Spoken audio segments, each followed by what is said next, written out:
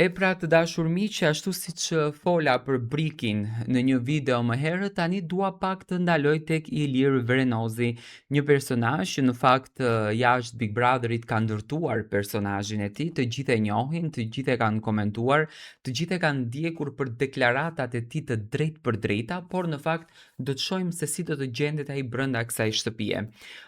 Që mbrëm, në fakt që natën e parë, Iliri filloi që të bën liderin e shtëpisë.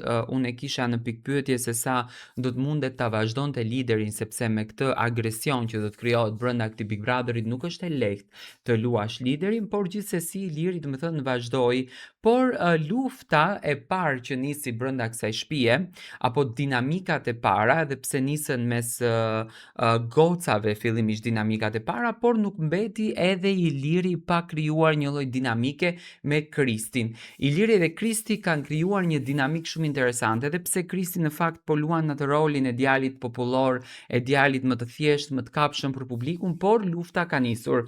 Ende nuk janë mbushur 24 orë nga nisja e Big Brother VIP, debatet kanë filluar.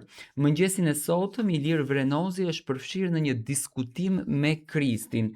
Fillimisht për shtratin ku gjithë secili do të flinte, pasi që natën e mbrëmshme shtratet i zgjodhi Iliri, më pas vllau i madh e vuri Kristin brenda një sfide që duhej të zgjedhen shtratet.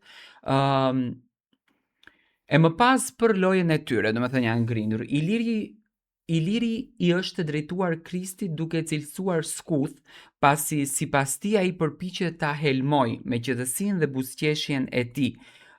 Profesor Kristi, me këtë qetësinë tënde dhe buzëqeshjen tënde helmuese, nuk më helmon dot mua. Je shumë i vogël, sa hap gojën unë të kuptoj.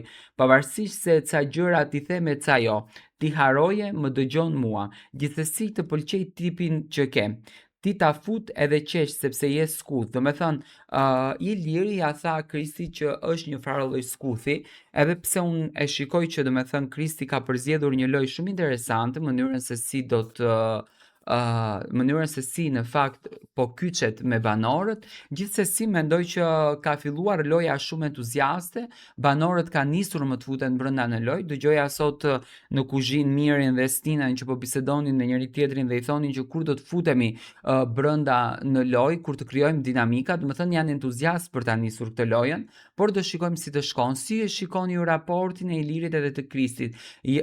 Mund të ndodhë që këto raportet e para që në fakt nisin shumë të rënda, shumë dinamike, shumë me grindje, shumë me krisje, të bëhen raporte më pas më të afërta dhe më të mirëqëna? Dua të marr mendimin tuaj.